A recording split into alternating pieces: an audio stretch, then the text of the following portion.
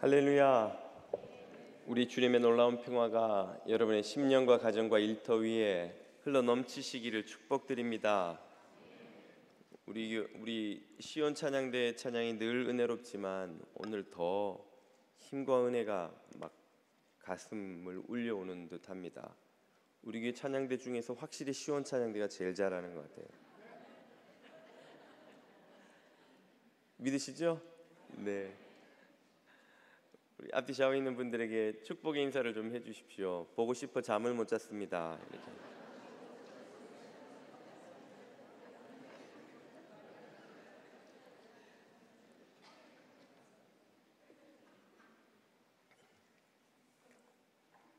오늘 우리에게 주시는 하나님의 말씀은 요한복음 2장 13절에서 22절까지의 말씀입니다. 요한복음 2장 13절에서 22절까지의 말씀을 자매님과 형제님들이 한 절씩 받들어 읽겠습니다.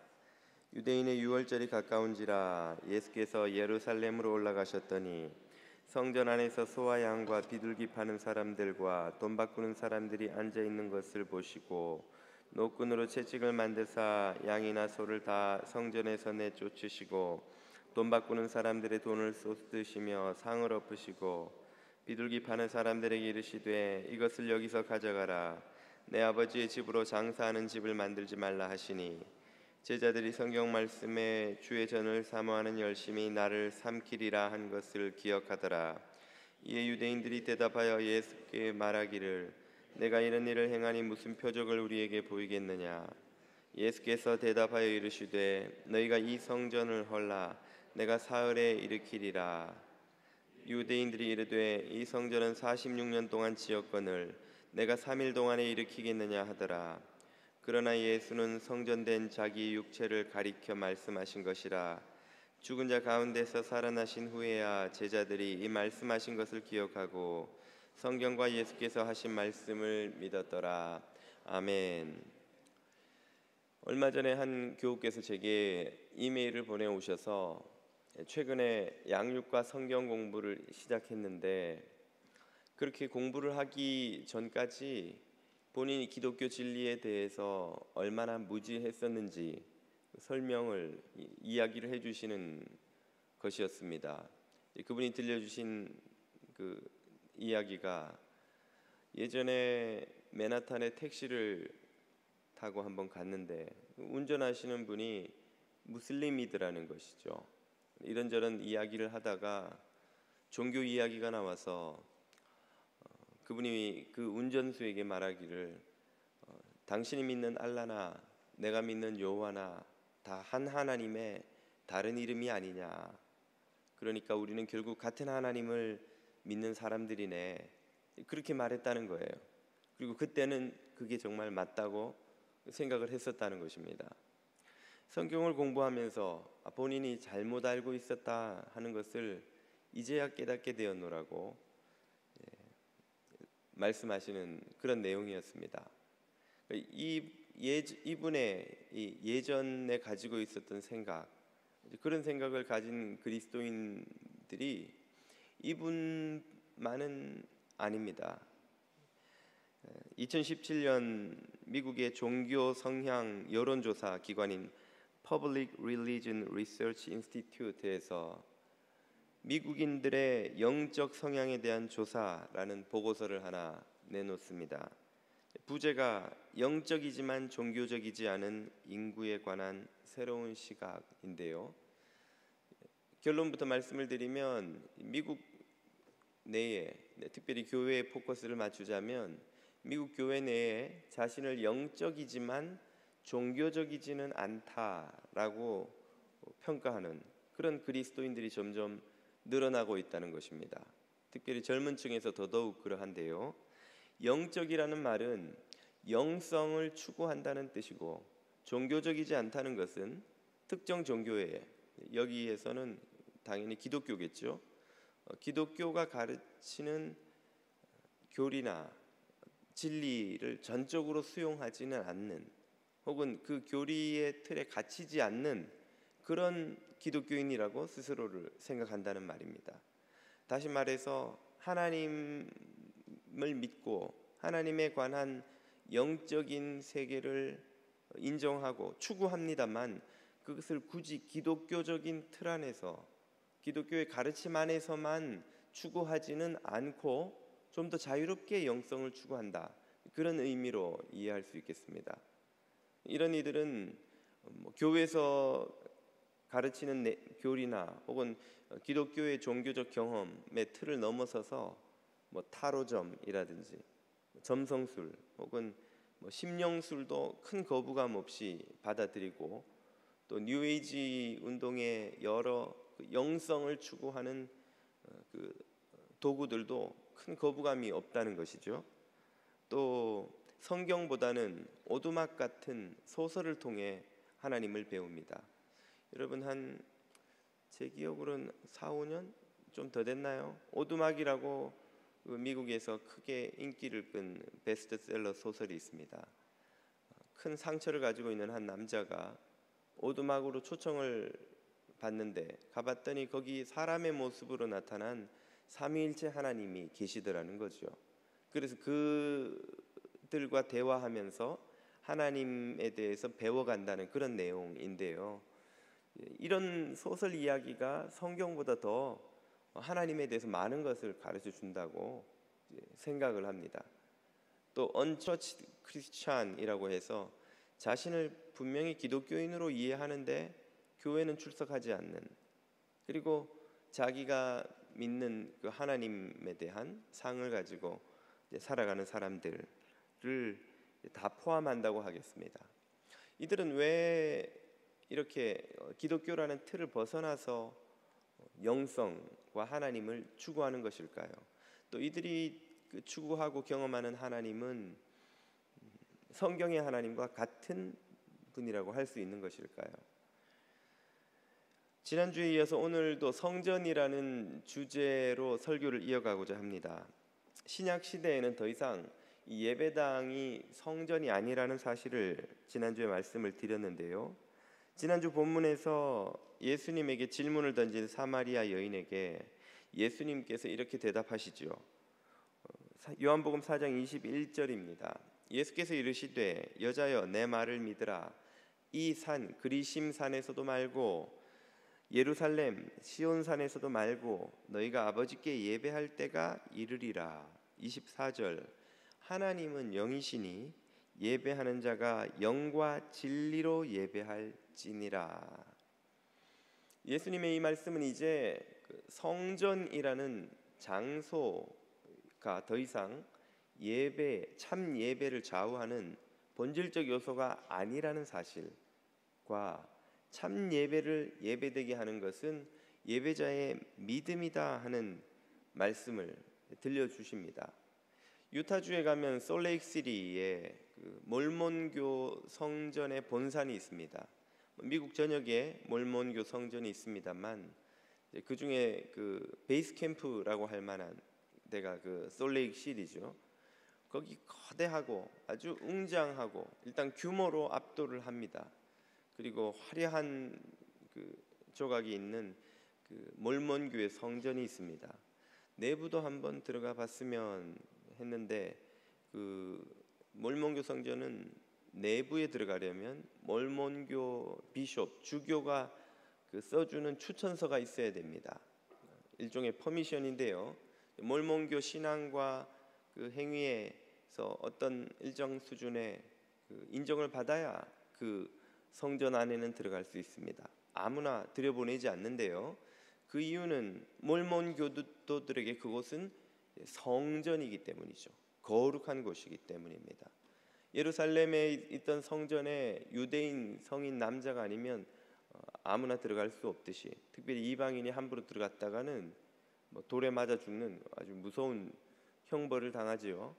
신약에도 그런 이야기가 나옵니다마는 사도행전에 그런 법이 있는 이유는 그곳이 성전, 거룩한 곳, 구별된 곳이기 때문이죠. 그러나 적어도 우리가 믿는 이 개신교 안에서는 그 어떤 장소도 성전이라고 불릴 만한 곳은 없습니다. 아무리 건물이 크고 웅장하고 화려하고 또 무슨 장식이 있어서 거기에 의미를 부여한다 할지라도 그곳은 그저 예배당인 것이죠. 예배드리는 장소지 이제 더 이상 성전이라고 불리는 장소, 건물은 존재하지 않습니다.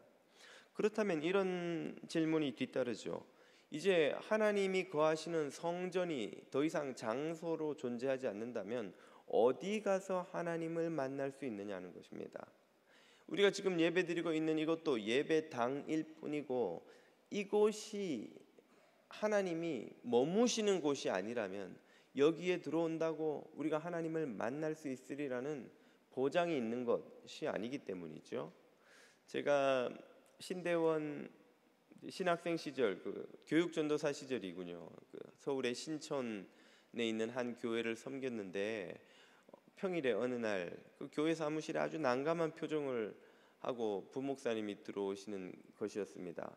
왜 그러냐고 사람들이 물어보니까 지금 저 교회 입구에 술 취한 행인이 한 사람 와가지고 하나님을 만나야 되겠다고 행패를 부린다는 거예요. 막 술이 만취해서는 막 인사불성이 된 사람이 하나님을 만나야 되겠으니까 내가 이 예배당에 들어가야 되겠다는 거예요. 그래서 그 목사님이 여기 하나님 안 계세요. 지금 들어가셔도 하나님 못 만나고 그냥 문만 잠겨 있고요. 하나님 안 계십니다. 아무리 설명을 해도 그분은 하나님이 교회 없으면 어딨냐고 막 내가 하나님 만나지 않고는 못 간다고 막 아마 뭔가 맺힌 게 좀 있으신 것 같아요. 뭔가 아픔이 있는데 하나님 만나면 해결이 될까 싶어서 이제 약주를 하시고 오신 게 아닐까 싶은데 아무튼 목사가 여기 하나님 없다고 빨리 돌아가시라고 돌려보내느라 아주 혼이 났다는 것입니다. 만약에 성전이라는 곳이 정말 없다면 우리나 그 술 취한 분이나 아무 차이가 없는 거예요. 우리가 이곳에 온다고 하나님을 만날 수 있는 게 아닌 것입니다. 그러면 이제 우리는 하나님을 만나기 위해 어디로 가야 합니까? 이 질문에 대한 답은 앞서 던졌던 그런 영성을 추구하는 방식으로 하나님을 찾는 것도 괜찮은지에 대한 질문과 일맥상통하고 둘 모두에게 답을 줄 수 있으리라 생각이 됩니다. 오늘 우리가 읽은 본문은 예수님께서 성전을 정화하신 사건이죠. 6월절에 예수님이 예루살렘에 올라오셨더니 예루살렘 성전이 시장판이 되어 있는 것입니다. 너무 화가 나신 나머지 노끈으로 채찍을 만들어서 상인들을 내어 쫓으시고 상을 다 엎어버리셨습니다. 예수님도 화나면 무서우셔요. 그러자 그 성전에서 성전을 통해 이익을 얻고 있던 유대인들이 예수님을 공격하지요. 그에 대한 대답으로 예수님이 이렇게 말씀하십니다. 19절 예수께서 대답하여 이르시되 너희가 이 성전을 헐라 내가 사흘 동안에 일으키리라. 예수님의 말씀은 꼭 수수께끼 같습니다. 아니 성전을 허물면 3일 만에 어떻게 세운단 말씀인가? 유대인들도 이해가 안 되니까 이렇게 묻죠. 20절 유대인들이 이르되 이 성전은 기원전 20년부터 헤롯 대왕이 유대인의 환심을 사기 위해서 있던 기존의 성전을 확장하기 시작해서 확장 공사만 46년째 지금 하고 있는데 그 정도로 어마어마한 규모의 성전인데 여러분이 지금도 예루살렘에 가보시면 옛날 성전 건물은 허물어지고 거기 모스크가 들어와 있습니다만 그 성전이 있던 성전 플라자의 토대는 그대로 있습니다. 거기 이제 후에 파괴됐다가 다시 일부 다시 건축되기는 했습니다만 그 너비나 그 토대는 그대로 있어요. 지금 봐도 어마어마한 규모입니다. 현대 기술로 해도 꽤 시간이 걸렸을 만한 규모이니 그 토대를 짓고 그 위에 확장 공사를 하느라 46년이 걸릴 정도로 그렇게 큰 규모인데 아니 이걸 어떻게 허물 것이며 허물면 네가 어떻게 3일 만에 다시 짓겠다는 것이냐 하고 예수님에게 유대인들이 도전한 것입니다. 그에 대해 예수님이 하신 말씀이 무엇인지를 이 사도 요한이 설명을 해줍니다. 21절이죠. 그러나 예수님이 하신 말씀의 그 의미는 성전된 자기 육체가 유대인들에 의해서 죽이심을 당하고 3일 만에 부활하실 것을 비유적으로 말씀하셨다는 것이라는 말이죠. 여기에서 무엇이 성전인지가 드러납니다.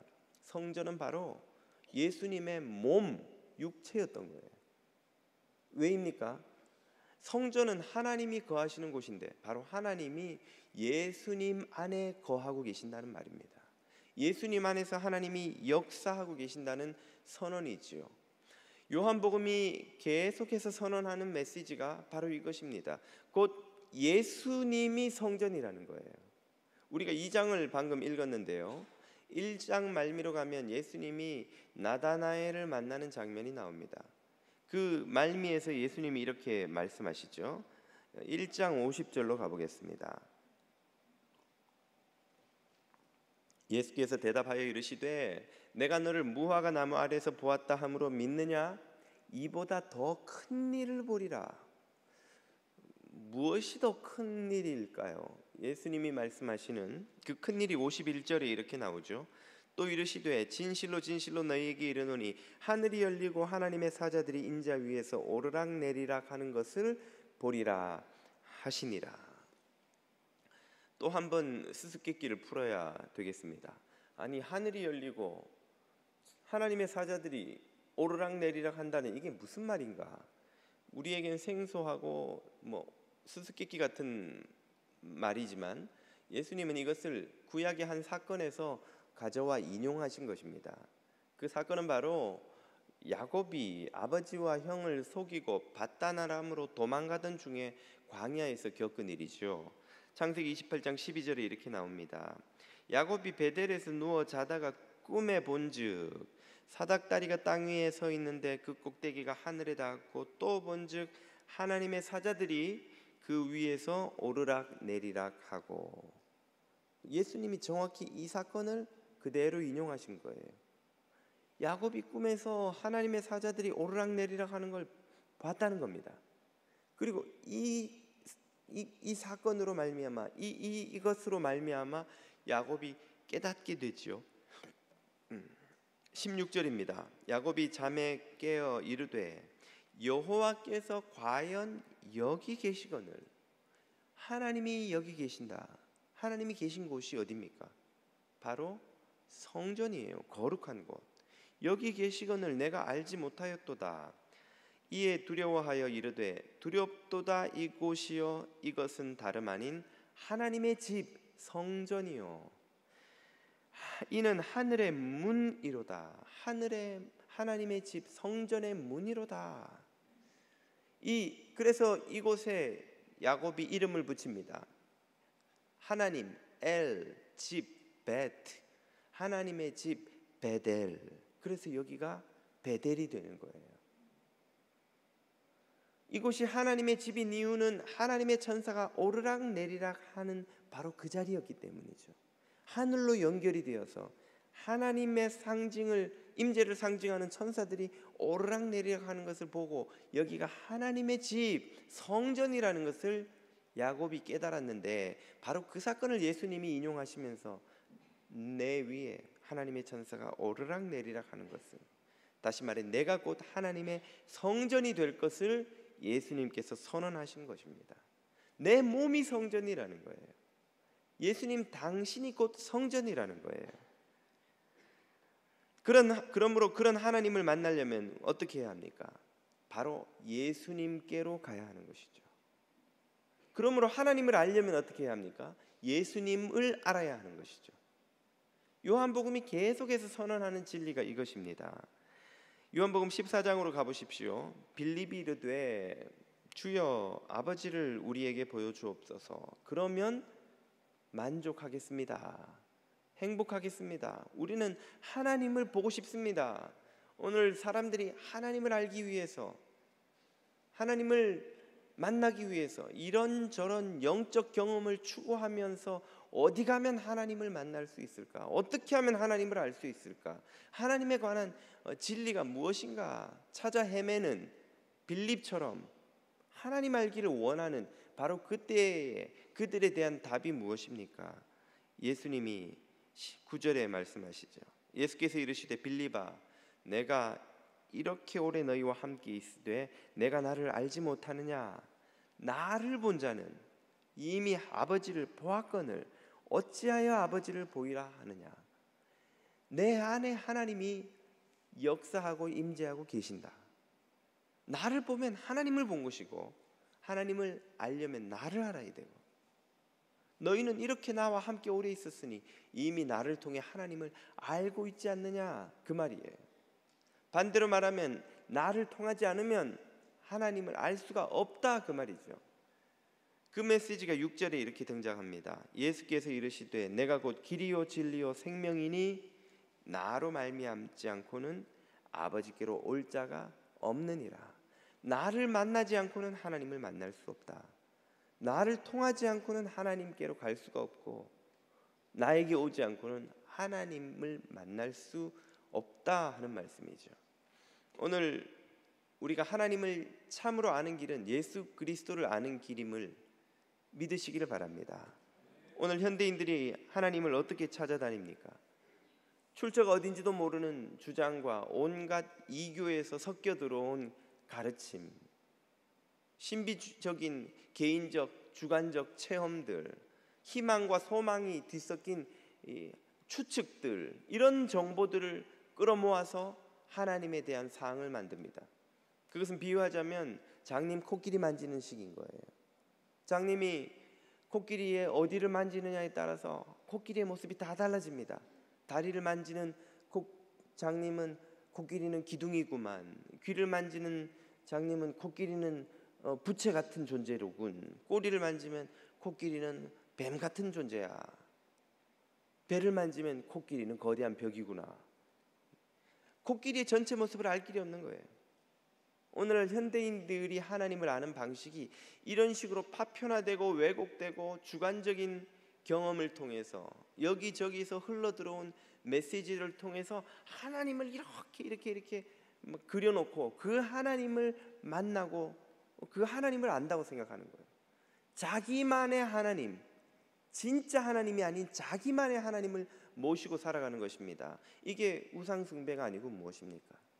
동남아나 일본 같은 이 다신교 문화에 가면 집집마다 그 벽장 안에 조그만 신들을 모시고 있는 데가 많습니다. 아침이면 매일 이 사람 밥만 하는 것이 아니라 자기 신이 먹을 밥을 따로 해요. 그 신이 먹을 밥을 이렇게 잎으로 싸가지고 거기에 밥을 올려놓고 양념을 좀 뿌리고 놓고 신상 앞에 딱 갖다 놓고 이렇게 기도를 하는 거죠. 나만의 신, 우리 집의 신에게 우리를 오늘도 돌봐주시고 복을 주시고 돈을 벌게 해주시고 도와달라고 자기만의 신을 모시고 살아가는 우상숭배와 뭐가 사실 다를 게 있을까요? 이것은 마치 혼자 사랑하는 얼빠진 사람하고 같다고 하겠습니다. 그녀는 내 존재도 모르는데 나 혼자 그녀를 짝사랑하면서 상상 속에서 손도 잡고 데이트도 하고 결혼도 하고 애도 낳고 밥도 같이 먹고 막 같이 늙어가는 거예요. 그녀는 내가 누군지도 모르는데. 현실에 그런 남자가 있다면 여러분 뭐라 그러시겠어요? 사이코가 아닙니까? 사이코가. 혼자서 사랑하고 혼자 결혼하고 혼자 애 낳고 막 상상 속에서. 우리가 하나님을 상상 속의 그 어떤 존재로 내가 원하는 모습으로 만들어 놓고 여기저기서 주워들은 정보로 하나님에 대한 상을 만들어 놓고 우리도 참 하나님이 아닌 나만의 하나님, 상상 속의 그분을 만들어 놓고 혼자 우상숭배에 빠져 있는 것은 혹시 아닌지요? 기독교인들도 이런 점에서 크게는 예외가 아니라는 것을 앞서 인용한 여러 예를 통해서 말씀을 드렸습니다. 영성은 추구하지만 교회의 가르침에는 갇혀 있지 않는다는 그 태도가 하나님을 자기만의 하나님으로 만들어 놓고 있지는 않는지요? 많은 기독교인들이 성경에 무지하고 예수 그리스도에 대해 무지합니다. 교회는 열심히 다니지만 예수님이 어떤 분인지 모르고 예수님과의 개인적인 만남이 없습니다. 그런 상태에서 만나는 하나님, 아는 하나님은 상상 속의 그분일 가능성이 아주 큰 것이죠. 예수님의 생애와 가르침을 알지 못하고 그분과 교제하지 않으며 우리는 하나님을 알 수가 없습니다. 예수님의 성육신을 알지 못하고 하나님의 사랑을 알지 못하고 예수님의 십자가를 알지 못하고는 하나님의 공의를 이해할 수가 없습니다. 예수님의 부활은 하나님의 능력을 드러내고 예수님의 복음은 하나님의 구원 계획을 선포하죠. 예수님의 모든 가르침은 자녀들을 복되게 하려는 하나님의 은총을 우리에게 드러내 보여줍니다. 이런 하나님의 예수 그리스도를 통해 드러나는 하나님의 성품과 구원 역사를 이해하지 못한 채 우리가 하나님을 알고 있다고 생각한다면 그 하나님은 나만의 하나님, 상상 속의 하나님일 가능성이 큰 것이죠. 교회의 비극은 예수님을 알려 하지 않는다는 것입니다. 우리는 예수님에게 시선을 집중하지 않은 채 그분을 더 알려고 하지 않은 채 교회 생활을 하고 봉사를 하고 이런저런 신앙생활을 하고 있다고 착각을 하고 있습니다. 우리는 예수님을 알기보다 섬기고 봉사하는 데 너무 바쁩니다. 일하느라 너무 바빠서 예수님을 바라볼 시간이 없습니다. 예수님의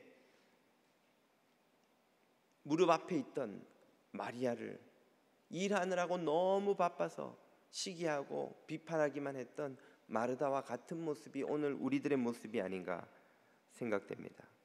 미국 기독교 역사상 최장기 60년 연속 베스트셀러 기록을 가진 책이 오스왈드 챔버스의 주님은 나의 최고봉이라는 책입니다.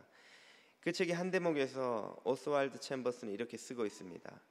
우리도 주님의 능력에 집중하지 않고 자신의 본성에서 나온 생각들을 가지고 하나님의 일을 하려 할 때 제자들처럼 무기력한 상태에 머물게 됩니다. 하나님을 알지 못한 채 주님을 위해 일하시겠다고 열심을 낼 때 오히려 그 열심으로 인해 하나님의 영광을 가립니다. 오스왈드 챔버스가 쓴 이 표현이 오늘 우리들의 모습과 너무나 닮지 않았는지요?